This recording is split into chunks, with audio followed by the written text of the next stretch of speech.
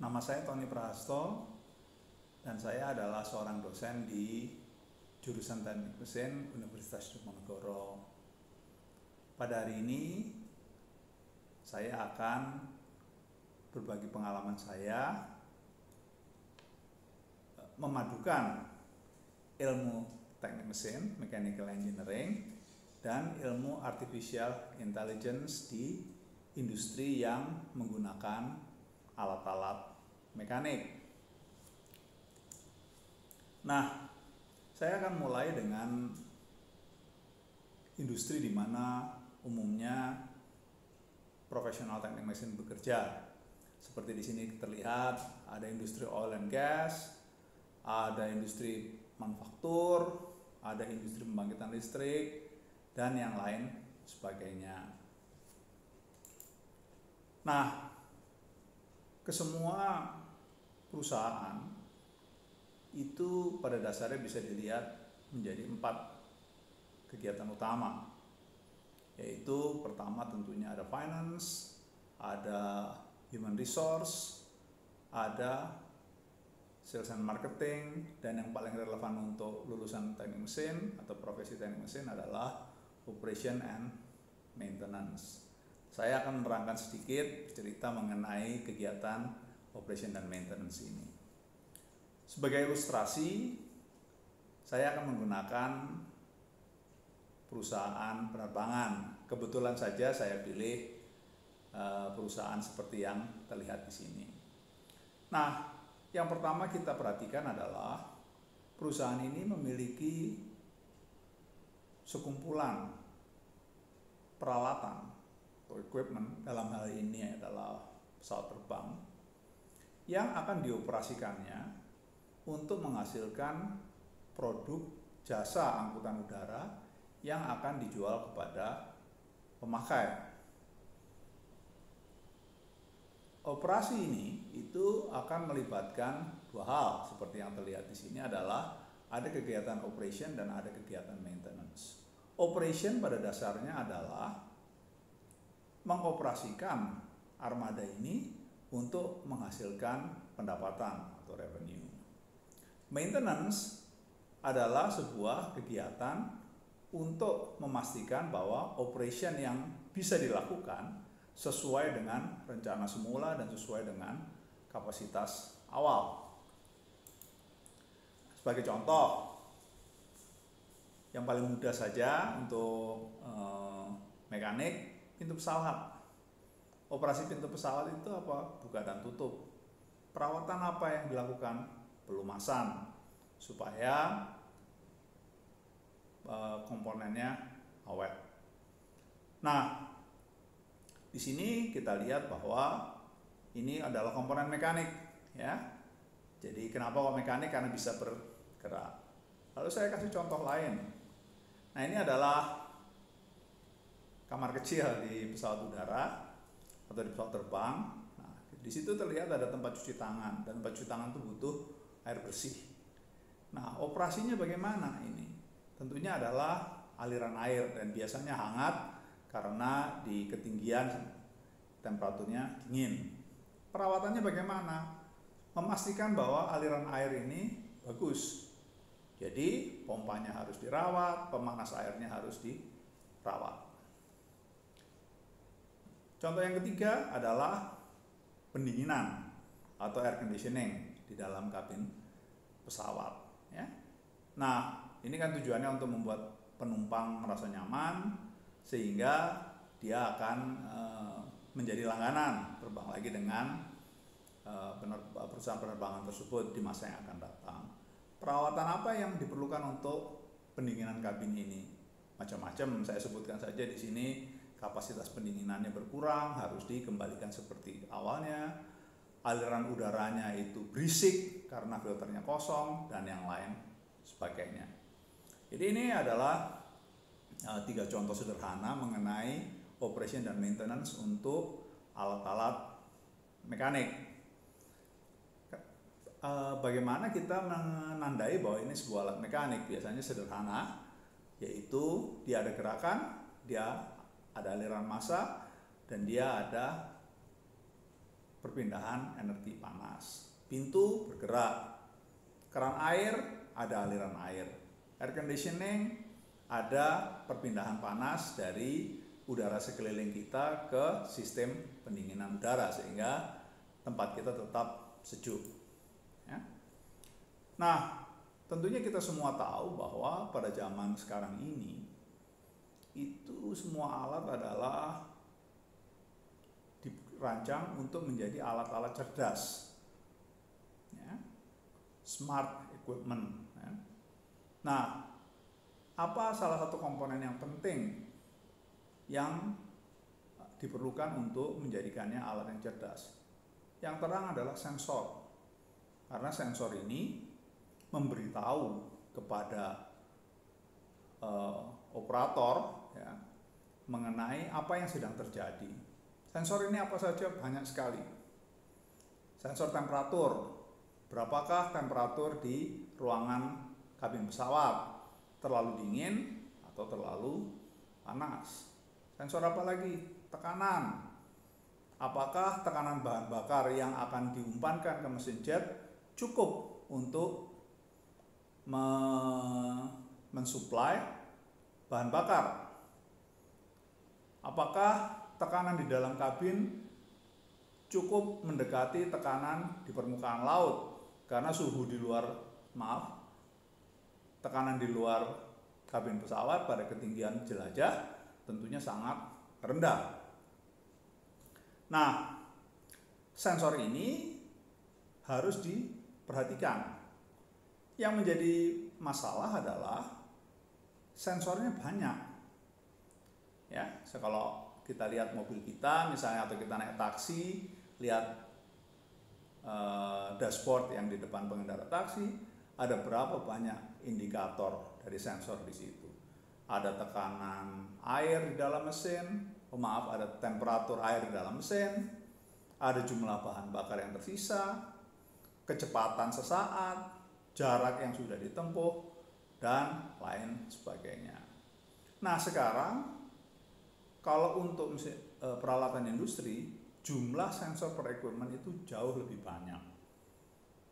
Dikalikan dengan jumlah equipment di dalam armada, itu menjadikan data yang diolah atau diberikan oleh sensor ini banyak sekali. Ya, kalau kita punya armada sebanyak 100 pesawat, lalu kemudian di satu pesawat ada 200 sensor, itu sudah 20.000 sensor yang harus dikelola perusahaan itu. Sensor itu mengeluarkan data tiap menit. Nah, di dalam 1 tahun operasi tinggal dikalikan saja 100 armada kali 200 sensor kali berapa menit per tahun. Nah, jumlah inilah yang memberi kesempatan pada kita untuk memanfaatkannya. Ya, nah, di sini diperlihatkan juga ada historian data. Jadi seluruh data yang pernah dikirim sensor ke database. Nah, kemudian untuk kegiatan maintenance itu kita mengelola kegiatan-kegiatan pada saat pesawat tersebut beroperasi maupun tidak beroperasi, terutamanya tidak beroperasi. Biasanya apa yang terjadi? Itu ada permintaan maintenance yang membutuhkan pesawat tersebut parkir dan tidak bisa terbang. Seperti dilihat di sini, Anda bisa lihat ada work order. Kalau satu pesawat itu punya banyak sensor dan beberapa sensor itu mengeluarkan tanda bahwa dia abnormal, tentunya ini akan memicu pertimbangan apakah pesawat perlu di grounded untuk keselamatan penumpang dan keselamatan awak pesawat. Kalikan ini dengan jumlah pesawat, persoalannya menjadi cukup rumit. Ya. Nah, kemudian jadi kita sekarang sudah melihat, yang pertama adalah jumlah sensor yang banyak sekali. Yang kedua adalah pengelolaan permintaan servis. Nah, kedua hal ini itu harus kita kelola dengan baik. Nah, sekarang kita mau melihat dulu, maintenance ini sebetulnya melihatnya bagusnya bagaimana. Nah, di sini diperlihatkan maintenance itu saya bagi dalam, untuk kemudahan saja, ini versi saya, dibagi 3 menjadi: pertama, inspeksi by operator. Jadi operator memperhatikan instrumen-instrumen yang ada. Apakah temperatur terlalu tinggi, apakah tekanan terlalu rendah, apakah aliran terlalu banyak, dan yang lain sebagainya. Selain sensor, operator juga menggunakan inderanya. Apakah dia mendengar sesuatu? Apakah dia melihat sesuatu? Ini adalah lapis pertama, yaitu inspection by operator. Yang kedua, itu adalah preventive maintenance. Preventive maintenance pada dasarnya ada 2 macam. Satu adalah scheduled maintenance. Jadi kegiatan maintenance yang dipicu oleh waktu. Sebagai contoh, kalau kita punya sepeda motor, kita tahu bahwa kita dianjurkan untuk servis setiap 5.000 km atau setiap 3 bulan sekali. Tapi ada rekomendasi yang teratur, ya. Nah, kemudian ada lagi yang kedua, yaitu adalah preventive maintenance yang menggunakan alat-alat yang spesial, ya. Dan kemudian dari alat tersebut kita lihat, sebagai contoh, misalnya apa spesialitas tes ini? Misalnya yang paling mudah adalah pengukuran getaran, ya. Bagaimana pola getaran yang terjadi? Tidak hanya amplitudo, tapi masih banyak lagi. Dan yang terakhir adalah predictive maintenance. Nah, ini yang relevan dengan teori kecerdasan buatan atau dengan ilmu kecerdasan buatan yang akan kita manfaatkan. Nah, predictive maintenance ini menggunakan hasil-hasil uji-uji spesial atau khusus yang dilakukan di preventive maintenance, dan juga menggunakan data-data yang didapatkan dari sensor, ya. Makanya di sini diperlihatkan ada analysis of test result. Jadi dari yang specialist test itu kita analisa datanya. Apakah ada sebuah ketidaknormalan di situ? Apakah ada sebuah pola tertentu di situ? Itu. Jadi kita bicara mengenai analisa hasil pengujian. Lalu yang kedua adalah yang tadi seperti sudah kita lihat, setiap equipment itu punya sensor yang secara teratur mengeluarkan data hasil pengukuran. Nah, ini disebut operational data, dan kita melakukan maintenance berdasarkan data ini, ya. Untuk apa? Untuk prognostik. Prognostik artinya apa, ya? Bagaimana ke depannya? Terus untuk diagnostik, apa yang sebetulnya terjadi? Inilah 3 klasifikasi maintenance versi saya yang bisa mengantar kita ke kesadaran perlunya pengelolaan informasi dan data yang berasal dari tes khusus dan yang berasal dari sensor. Nah, di sini diperlihatkan sensor. Tadi sudah saya katakan, kita punya ratusan bahkan ribuan sensor di dalam satu armada. Sensor mengeluarkan data setiap 1 menit atau 2 menit sekali.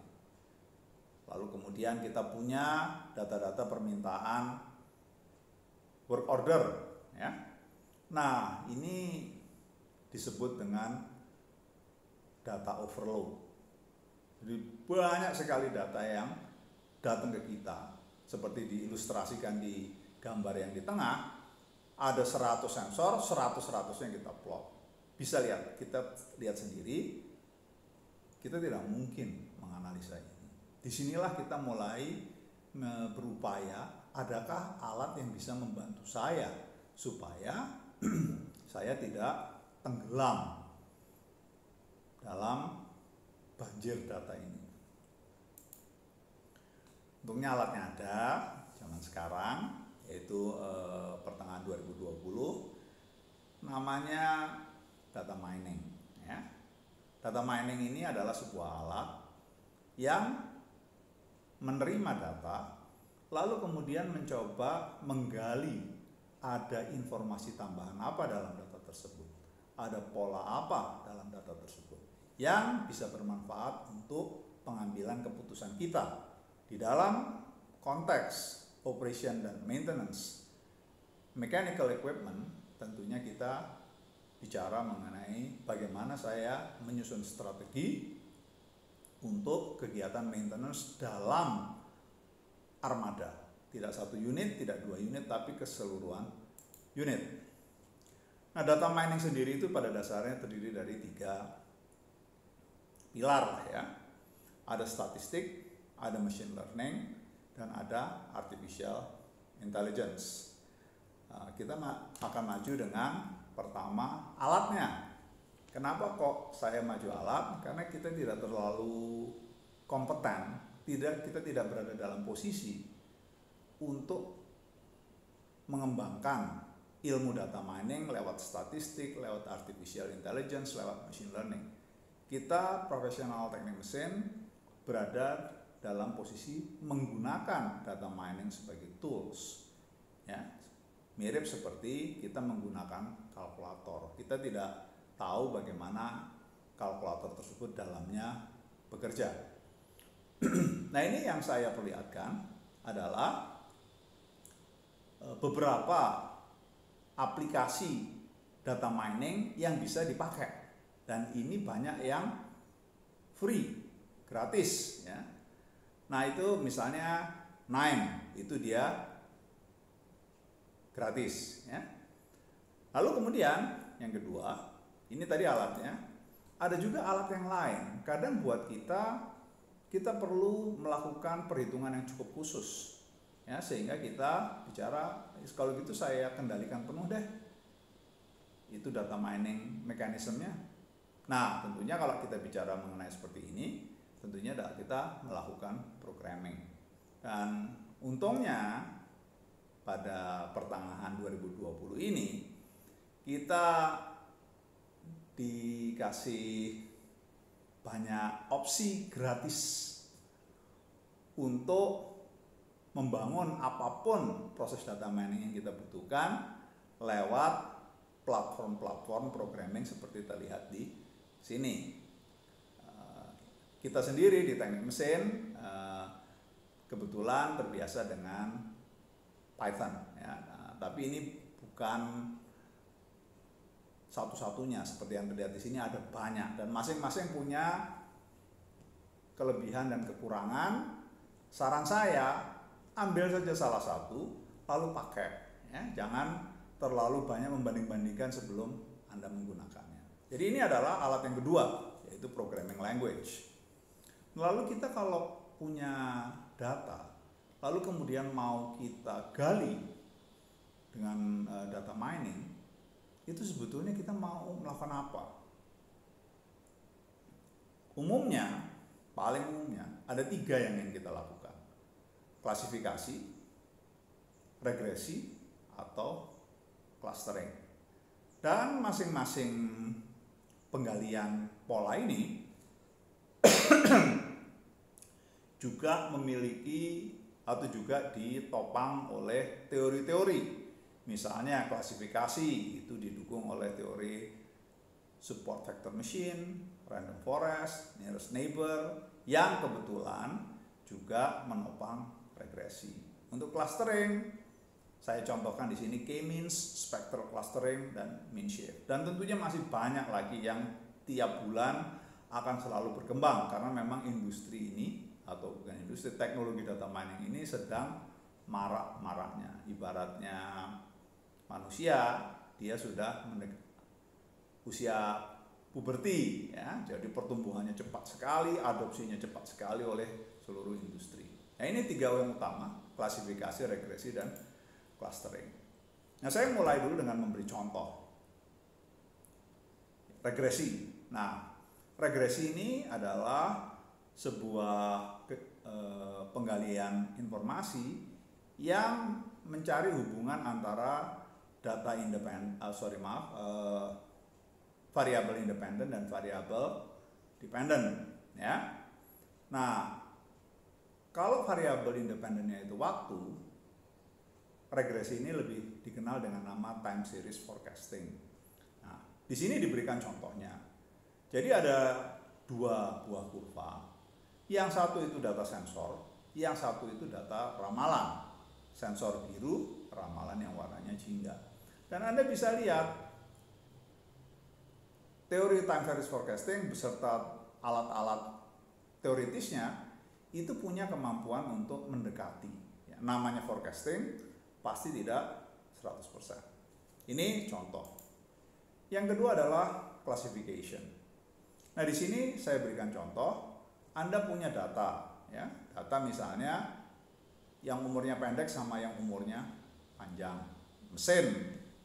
Misalnya Anda kasih contoh, oh yang pendek umurnya mesinnya jelek, saya kasih warna merah. Lalu yang mesinnya umurnya panjang, saya kasih warna biru. Terus kemudian saya plot. Terus kemudian setelah diplot, saya tanya, mana sebetulnya garis yang memisahkan mesin-mesin yang jelek dan mesin-mesin yang bagus, mesin-mesin yang umurnya pendek dan mesin-mesin yang umurnya panjang. Nah, di sini diilustrasikan. Oh, pemisahnya adalah garis lurus.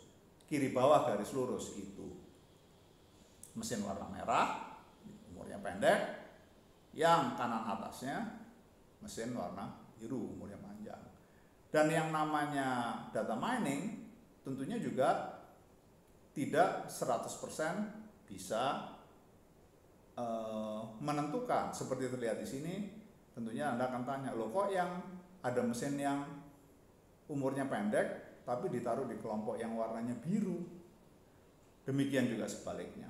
Nah, ini adalah sebuah saya bukan bilang keterbatasan, tapi sebuah realita pada saat kita mengolah data, ya. Nah, kemudian yang contoh ketiga adalah clustering. Jadi kalau clustering ini beda dengan klasifikasi. Di sini disebutkan, saya punya 5 buah gambar atau 5 buah karakter kartun. Tolong ini di-cluster. Nah, dikelompokkan. Terus kemudian ditanya, apa basis pengelompokannya? Nah, tidak seperti tadi mesin yang umurnya panjang dan umurnya pendek. Yang clustering ini kalau ditanya, apa dasar pengelompokannya? Jawabannya nanti, oh saya nggak tahu. Tergantung aja datanya, cobain aja. Sehingga clustering ini seringkali disebut dengan unsupervised learning karena dia tidak dibimbing oleh sebuah klasifikasi tertentu. Ya. Ini adalah contoh ketiga dari